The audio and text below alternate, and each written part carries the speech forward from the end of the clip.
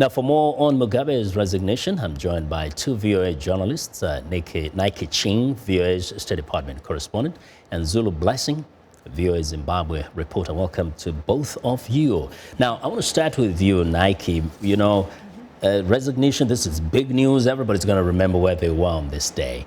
But the United States also has a position regarding Zimbabwe. Just yesterday, the acting Assistant Secretary of State, Don Yamamoto, had a roundtable and talked about what the U.S. would like to see in the future of Zimbabwe after Mugabe. What did he say?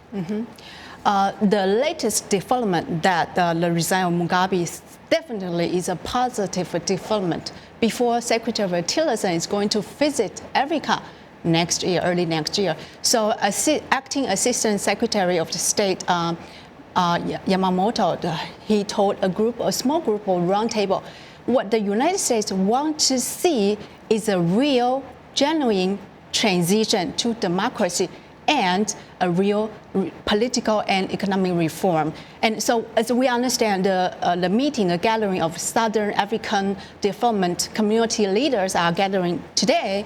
And then one of the messages that the United States want to convey is, the international community want to lift the sanctions. But before we can do that is the political reform and a genuine transition to democracy. Now, Blessing, we were going to talk about the impeachment process.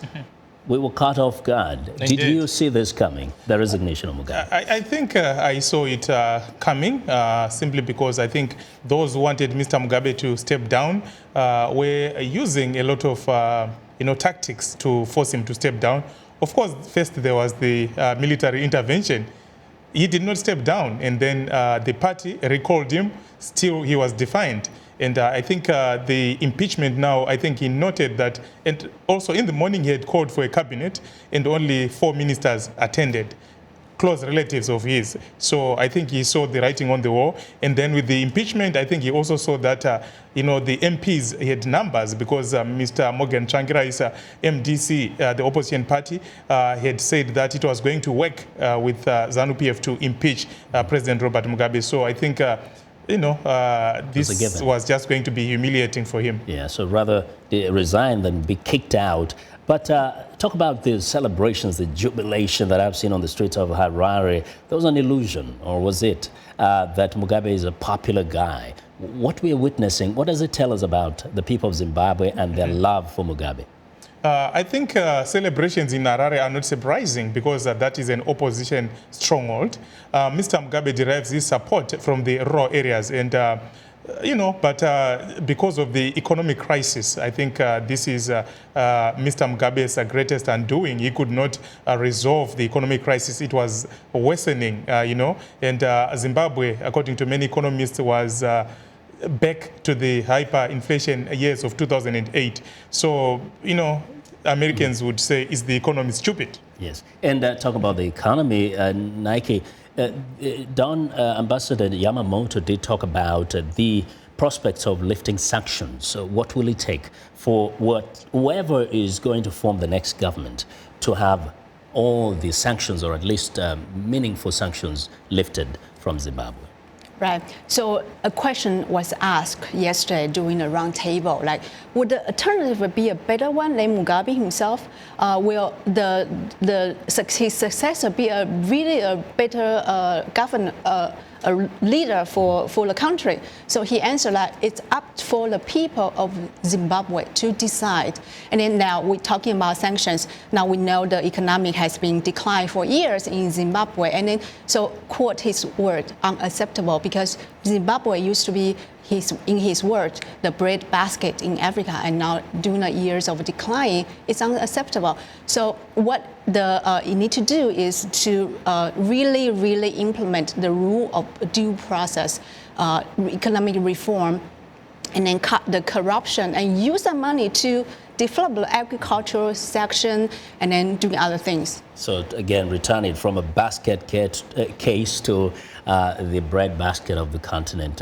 Zulu, some will look at this and say, well, once the celebrations die down, the reality is going to hit.